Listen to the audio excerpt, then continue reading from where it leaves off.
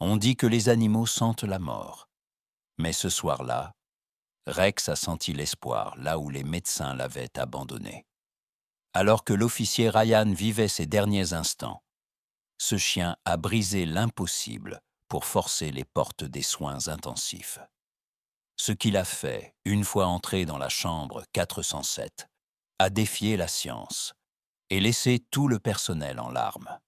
Restez avec nous, car cette histoire va bouleverser tout ce que vous croyez savoir sur la loyauté. Restez avec nous, car cette histoire incroyable vous laissera sans voix. Avant de commencer, n'oubliez pas de liker et de vous abonner. Et surtout, je suis curieux. D'où nous regardez-vous? Indiquez votre pays dans les commentaires. J'adore voir jusqu'où voyagent nos histoires.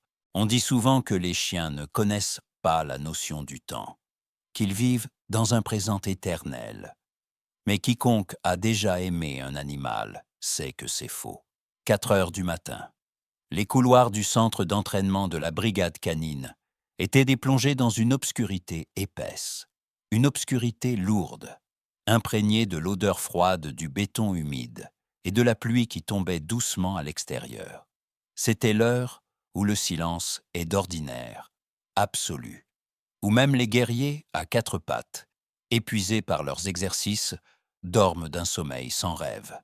Mais ce matin-là, dans le box numéro 7, il n'y avait pas de sommeil.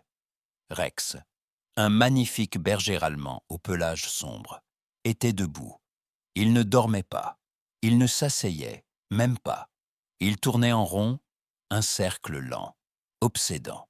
Seul le claquement sec de ses griffes sur le sol résonnant comme le tic-tac d'une horloge brisée. Ses oreilles, d'habitude si attentives au moindre bruit suspect, étaient s'emplaquer en arrière, collées contre son crâne.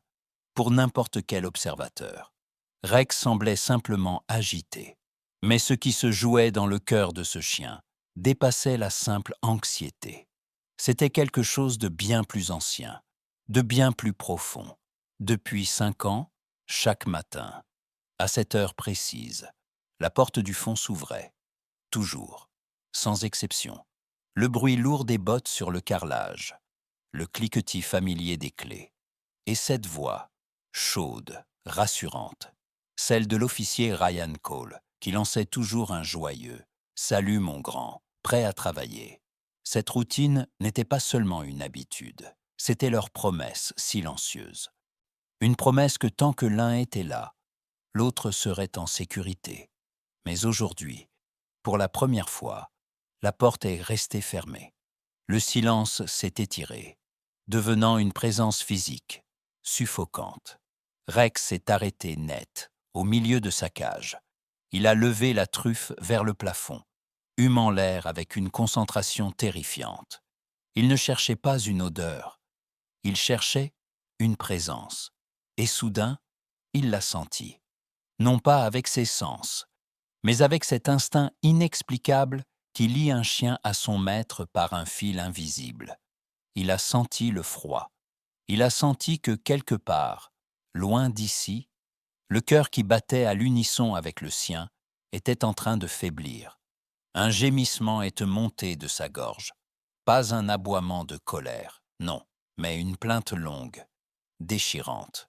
Et un son qui a fait frissonner les autres chiens dans leur cage voisine. C'était le son d'un deuil qui commençait avant même la mort. La porte du couloir s'est finalement ouverte. Mais ce n'était pas Ryan. C'était l'officier Martinez. L'homme marchait lentement, la tête basse, et même à travers les barreaux. Rex pouvait sentir l'odeur âcre du stress et de la tristesse qui émanait de lui. Martinez s'est approché de la grille. Il a vu la détresse dans les yeux dorés du berger allemand. Et sa propre voix s'est brisée. « Doucement, mon bonhomme », a murmuré Martinez en s'agenouillant. « Je sais qu'il te manque.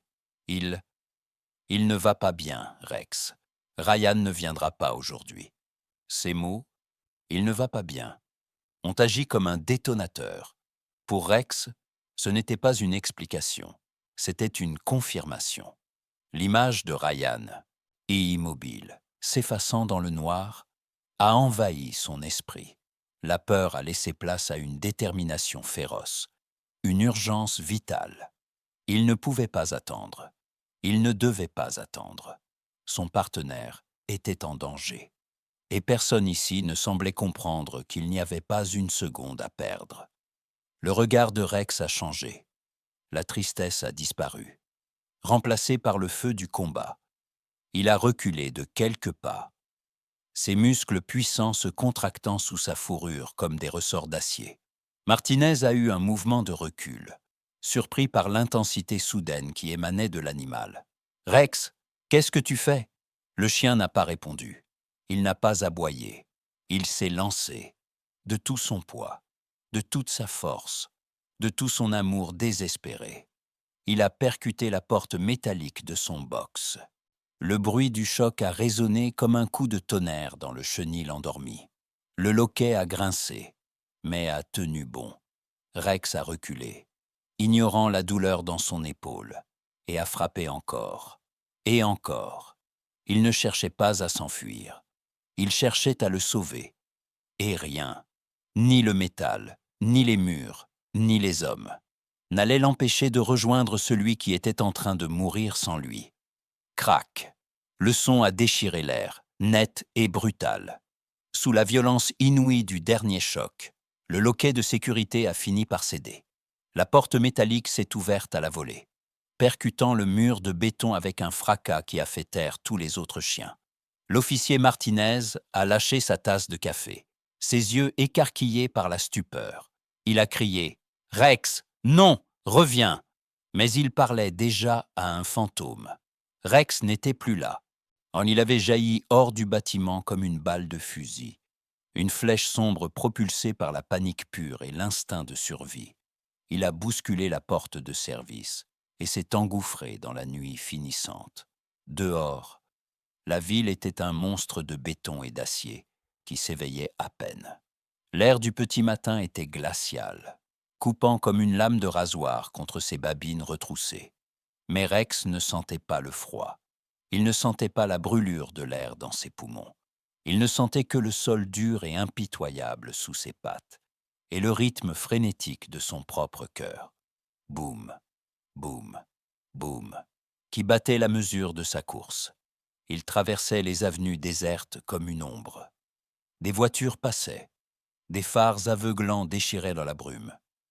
Des klaxons hurlaient alors qu'il traversait les carrefours sans même ralentir. Un crissement de pneus, un juron lancé par un chauffeur effrayé. Rex n'a pas tourné la tête.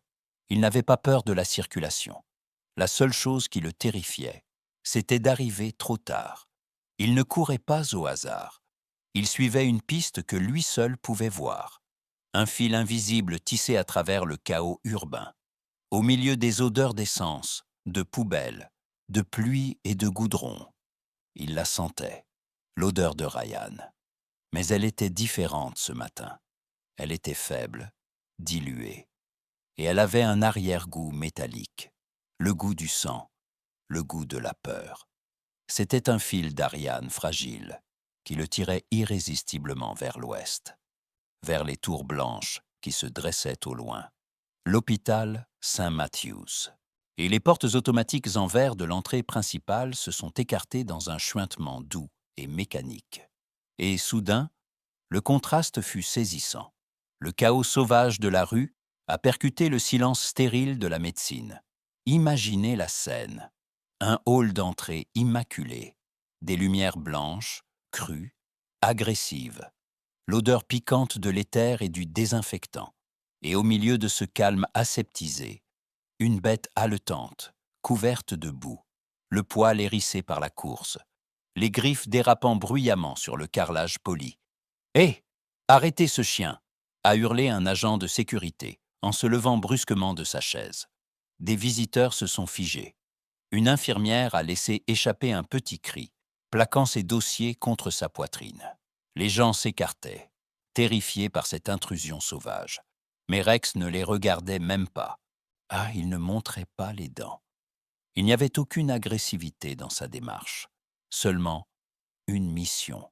Il a pivoté sur lui-même, ignorant l'agent qui courait vers lui. Il a levé la truffe, humant cet air saturé de produits chimiques, cherchant désespérément cette note familière. Là, il l'a trouvée. L'odeur de Ryan était là, mais elle s'effaçait rapidement. Elle venait d'en haut.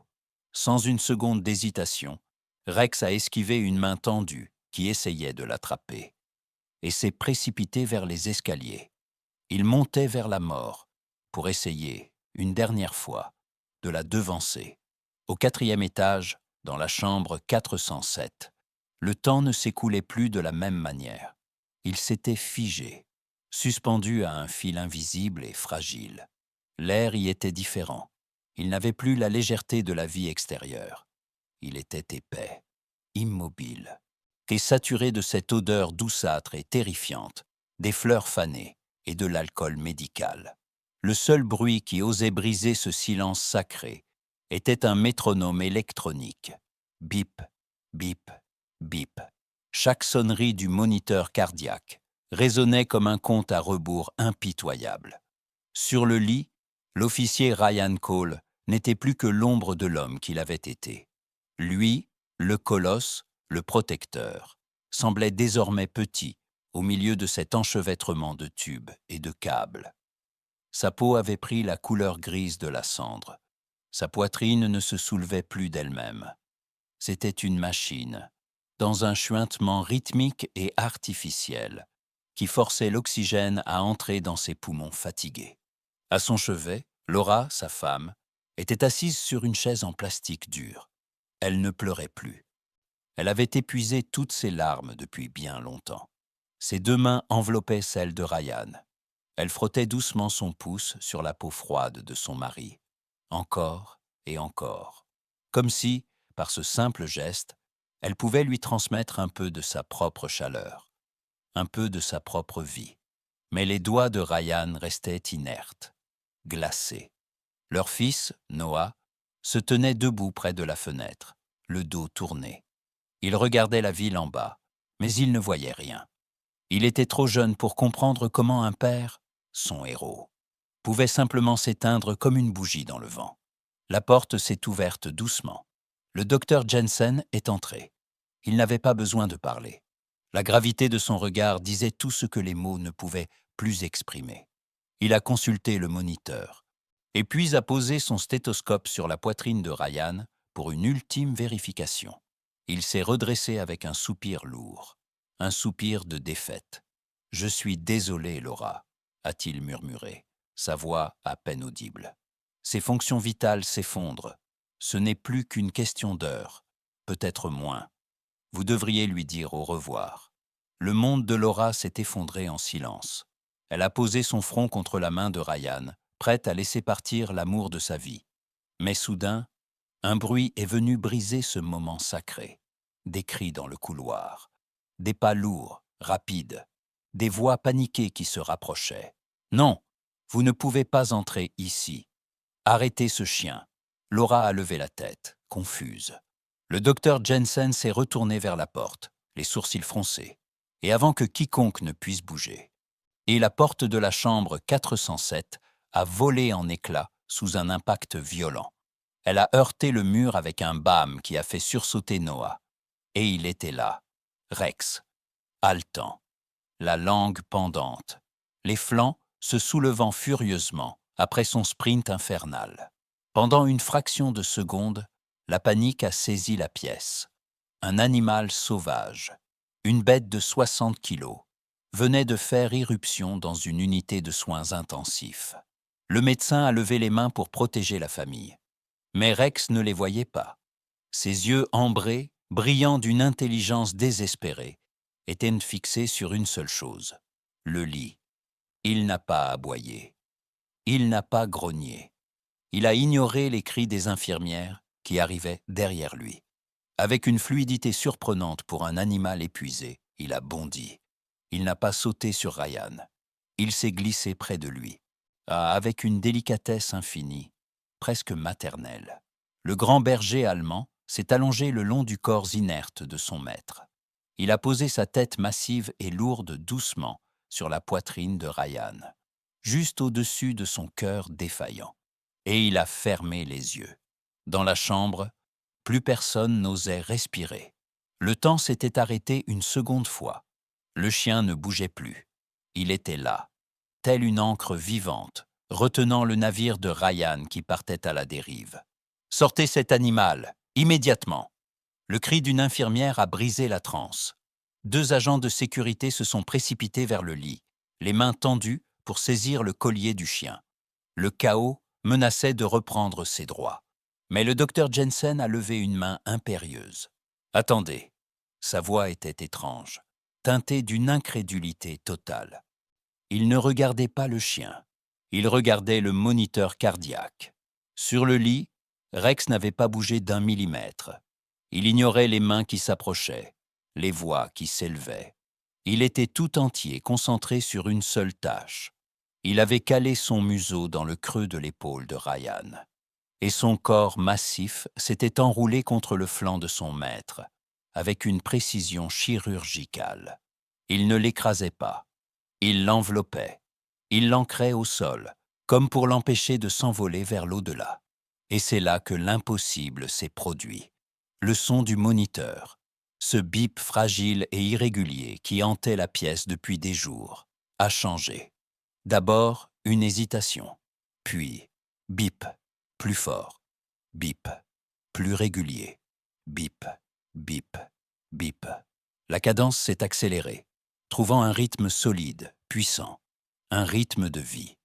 Le docteur Jensen s'est approché de l'écran, plissant les yeux comme s'il doutait de sa propre vision. « C'est incroyable », a-t-il murmuré. Sa pression artérielle remonte. Son rythme cardiaque se stabilise. Je n'ai jamais vu une réaction physiologique pareille. Les infirmières ont échangé des regards stupéfaits. La science disait que cet homme était en train de mourir. Les machines disaient non qu'il n'y avait plus d'espoir. Mais la réalité, sous leurs yeux, racontait une autre histoire. Laura s'est levée lentement, ses yeux rivés sur le duo improbable. Elle a compris ce que les médecins ne pouvaient pas expliquer avec leurs graphiques et leurs chiffres.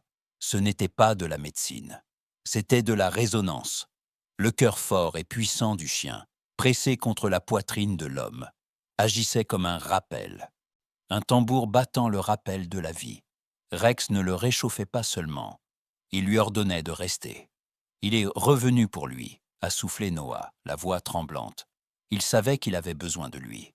Rex a poussé un long soupir, ses paupières s'abaissant légèrement, comme s'il transférait sa propre force vitale à travers sa fourrure. Il a donné un petit coup de nez contre la main inerte de Ryan. Un geste tendre, presque imperceptible. Et soudain, Laura a étouffé un cri.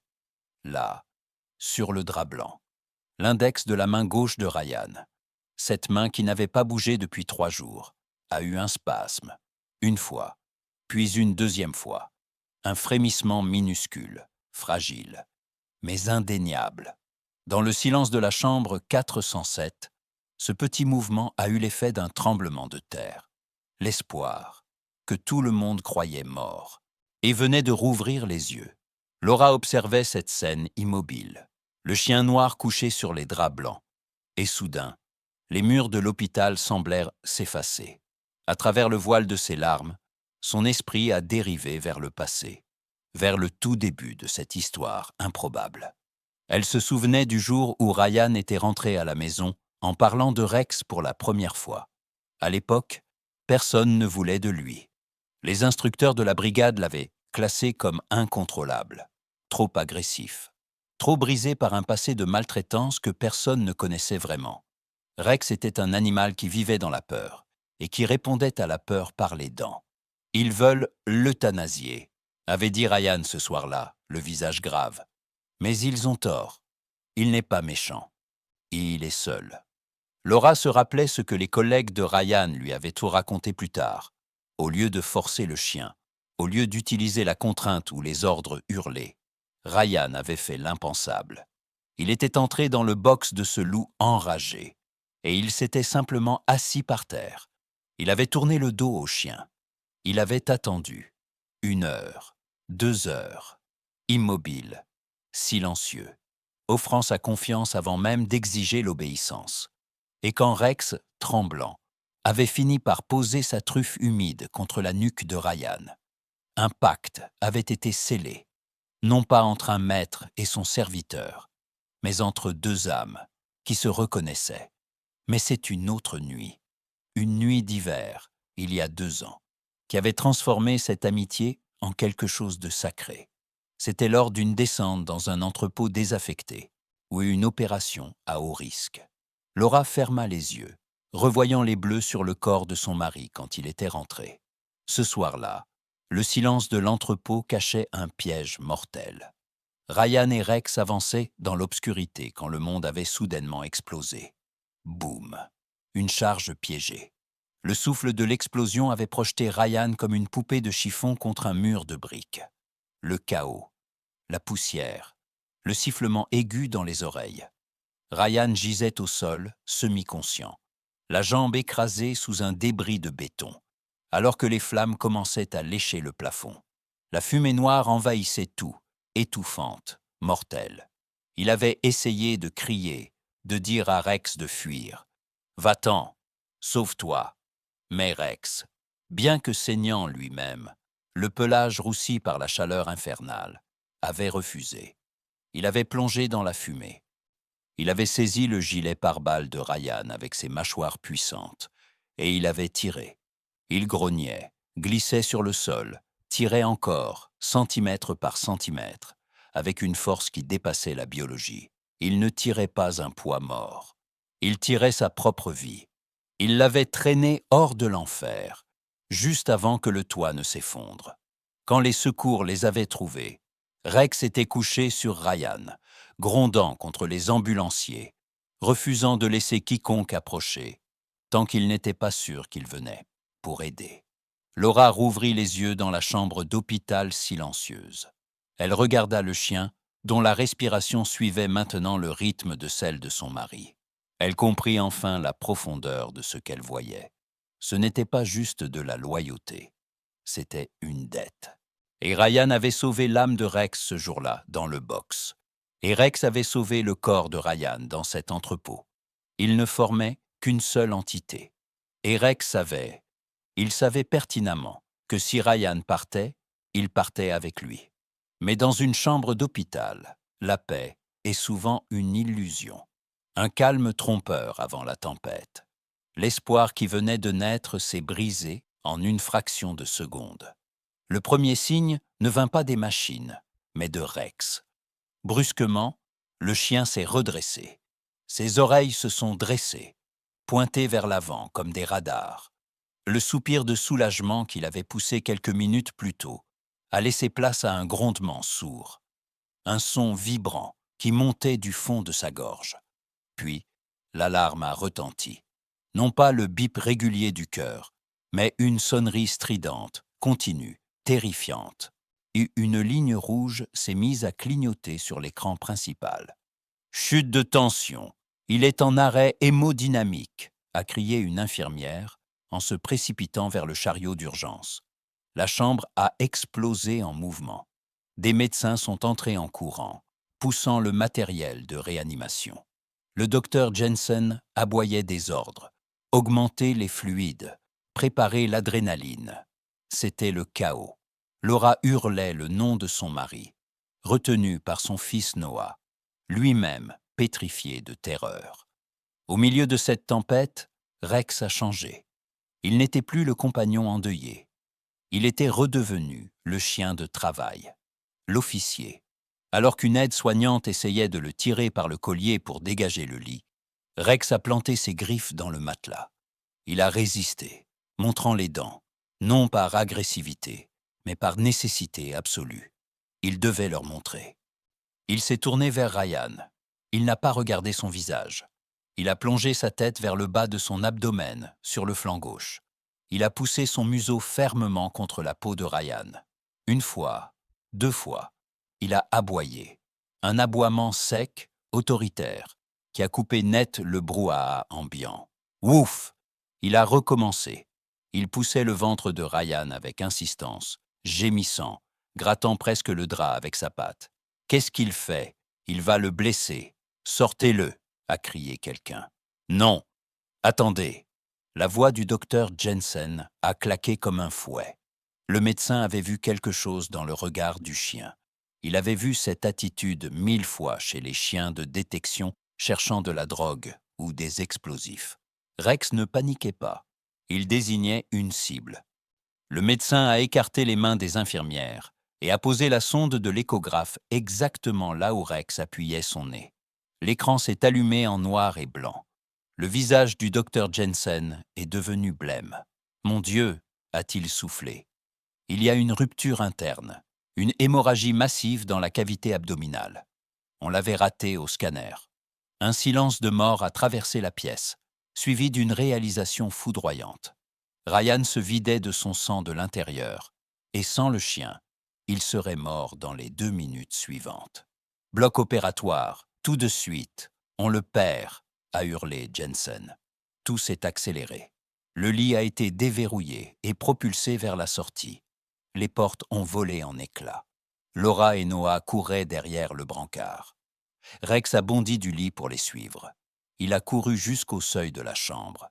Mais là, et devant les grandes portes battantes du couloir stérile qui menait à la chirurgie, une infirmière s'est retournée et lui a barré la route d'un geste doux, mais ferme. Les portes se sont refermées sur Ryan. Le brancard a disparu. Et Rex est resté là, seul, au milieu du couloir vide, tremblant encore de l'effort, écoutant le bruit des roues qui s'éloignaient, emportant la seule chose qui comptait pour lui. Il avait fait son travail. Il avait trouvé la faille. Maintenant, c'était aux hommes de faire le leur. Les lourdes portes battantes du bloc opératoire se sont refermées, avec un bruit mat, définitif, scellant le couloir dans un silence insupportable. L'agitation frénétique des minutes précédentes s'est évaporée, ne laissant derrière elle que le vide. Et l'attente, cette attente qui ronge les nerfs, qui dilate le temps jusqu'à ce que chaque seconde ressemble à une éternité. Rex s'est avancé jusqu'à la ligne invisible qui séparait la salle d'attente de la zone stérile. Il ne l'a pas franchie. Il savait. Il s'est assis, droit, immobile. Ses yeux ambrés se sont fixés sur la fente entre les 2 portes. Et il s'est transformé en statue, une sentinelle de pierre et de fourrure, gardienne du seuil entre la vie et la mort. Les minutes sont devenues des heures. La lumière du jour, qui entrait par les fenêtres, au bout du couloir, a lentement rampé sur le carrelage, passant du blanc éclatant de l'après-midi à l'orange brûlé du crépuscule, avant de disparaître, avalé par la lumière artificielle et froide des néons de nuit. Le monde autour de Rex continuait de tourner, indifférent au drame qui se jouait derrière ses portes. Et une équipe de nettoyage est passée avec une machine bruyante pour polir le sol. Rex n'a pas bougé une oreille. Le changement d'équipe des infirmières a eu lieu. Des rires étouffés, des bruits de pas. Rex n'a pas tourné la tête. On lui a apporté une gamelle d'eau. Il ne l'a pas regardée. Manger, boire, dormir, tout cela appartenait au monde des vivants. Et tant que Ryan n'était pas sorti, Rex refusait d'appartenir à ce monde-là. Laura, épuisée, a fini par glisser de sa chaise pour s'asseoir à même le sol, contre le mur, juste à côté du chien. Elle a passé son bras autour du cou puissant de l'animal. Elle a enfoui son visage dans sa fourrure épaisse, qui sentait encore la poussière de la ville et l'odeur de Ryan. « Il va revenir, Rex », chuchotait-elle, autant pour elle que pour lui. « Il est têtu, comme toi. » Noah s'est assis de l'autre côté, la main posée sur le dos du chien. Dans ce couloir désert, il formait un tableau bouleversant. Une femme, un enfant et un loup, unis par la même peur, soudés par le même amour. Le chien était leur ancre. Tant qu'il restait calme, il pouvait espérer. Soudain, un bruit métallique. Clac. Le verrou des portes du bloc. Le temps a repris sa course brutalement. Rex s'est levé d'un bond, ses muscles se tendant, ses oreilles pointées vers l'avant. Laura et Noah se sont redressés, le cœur battant à tout rompre, la gorge serrée par l'angoisse. C'était le moment de vérité, celui où l'on apprend si la vie continue ou si elle s'arrête. Une porte s'est ouverte lentement. Le docteur Jensen est apparu. Il avait l'air épuisé. Sa blouse bleue était sombre de transpiration et son masque pendait autour de son cou, et ses épaules étaient dévoûtées sous le poids de la fatigue. Il s'est arrêté. Il a regardé Laura. Puis Noah. Puis, longuement, le chien. Le silence était si total qu'on pouvait entendre le bourdonnement des lampes au plafond. Laura tremblait, incapable de poser la question. Le chirurgien a pris une profonde inspiration. Et lentement, très lentement, un petit sourire fatigué a touché le coin de ses lèvres. Il a hoché la tête. Une fois. « Il est stable », a-t-il dit d'une voix rauque. C'était juste, mais on a réussi. Il est vivant. Les jambes de Laura se sont dérobées. Elle s'est effondrée en larmes dans les bras de son fils. Et Rex, le guerrier stoïque, a laissé échapper un son qu'aucun d'eux n'oublierait jamais. Un long soupir tremblant, suivi d'un petit jappement aigu, presque enfantin. Ah, la statue s'est brisée. La sentinelle pouvait enfin se reposer. Le lendemain matin, l'aube s'est levée sur la chambre 512, l'unité de réveil. Une lumière dorée, chaude et rassurante, filtrait à travers les stores entr'ouverts, dessinant des lignes de poussière dansante dans l'air calme. Le bip du moniteur n'était plus une menace. C'était devenu une berceuse, régulière, forte, vivante. Ryan a mis du temps à émerger du brouillard de l'anesthésie. Ses paupières ont papilloté, lourdes comme du plomb. Il a grimacé. Sa gorge était sèche comme du papier de verre. Il a tourné la tête lentement, ses yeux cherchant à faire le point dans la pièce floue. Il a vu Laura. Il a vu Noah. Mais son regard a continué de chercher plus bas.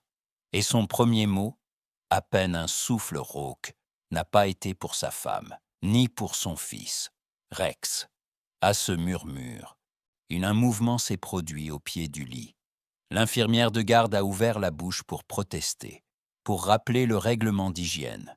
Mais Laura a posé une main douce sur son bras. « Laissez-le », a-t-elle dit du regard. Rex s'est levé. Il n'avait plus rien de la bête frénétique qui avait défoncé les portes la veille. Il s'approchait, avec une délicatesse infinie, conscient des blessures de son partenaire. Il a posé ses pattes avant, sur le bord du matelas. Ryan a levé une main tremblante, couverte de perfusion, pour toucher le museau noir et humide. « Salut, mon grand », a chuchoté Ryan, les larmes montant aux yeux. « Tu m'as trouvé. » Rex a fermé les yeux. Il a avancé sa tête et l'a posée doucement sur l'épaule de Ryan, juste au-dessus des bandages. Et là, dans le silence doré de cette chambre, le chien a poussé un soupir immense, profond, un son qui semblait vider ses poumons de toute la peur, de toute l'angoisse et de toute la tension des dernières 24 heures. Il était rentré à la maison. Sa maison, c'était cet homme. Un peu plus tard, alors que le docteur Jensen passait pour vérifier les constantes, Ryan a demandé quelque chose d'étrange. Un stylo, a-t-il croassé, et un papier. D'une main mal assurée, grimaçant sous l'effort, l'officier a griffonné quelques mots. Son écriture était tordue, faible, mais le message était clair. Il a tendu le papier à l'infirmière. « Pour sa cage, au commissariat », a-t-il dit. L'infirmière a regardé le papier. Elle a lu la phrase silencieusement, et sa main s'est portée à sa bouche pour étouffer un sanglot. Elle a tourné la feuille vers Laura. Il y avait écrit « À mon partenaire. Tu ne m'as pas seulement sauvé la vie, tu m'as donné une raison de me battre pour la garder. » Cette histoire, l'histoire de Ryan et de Rex, dépasse les murs de cet hôpital. Elle nous rappelle une vérité fondamentale que nous oublions trop souvent dans nos vies pressées. La loyauté ne se mesure pas en mots. L'amour ne se prouve pas avec des promesses. Parfois, les anges gardiens n'ont pas d'ailes. Ils ont 4 pattes, une truffe humide et un cœur capable d'aimer sans condition, sans réserve et sans fin. Rex n'a pas sauvé Ryan parce qu'il était dressé pour le faire. Il l'a sauvé parce qu'il l'aimait. Et peut-être que c'est là la plus grande leçon que les animaux ont à nous offrir. Tant qu'il y a quelqu'un qui nous attend, quelqu'un qui refuse de nous laisser partir, alors la vie vaut la peine d'être vécue. Si cette histoire a touché votre cœur, si elle vous a rappelé un compagnon fidèle qui illumine votre vie, prenez un instant pour cliquer sur j'aime et partager cette vidéo. Et surtout, abonnez-vous pour découvrir d'autres récits qui célèbrent ces liens invisibles mais indestructibles. Prenez soin de vous et de ceux qui veillent sur vous.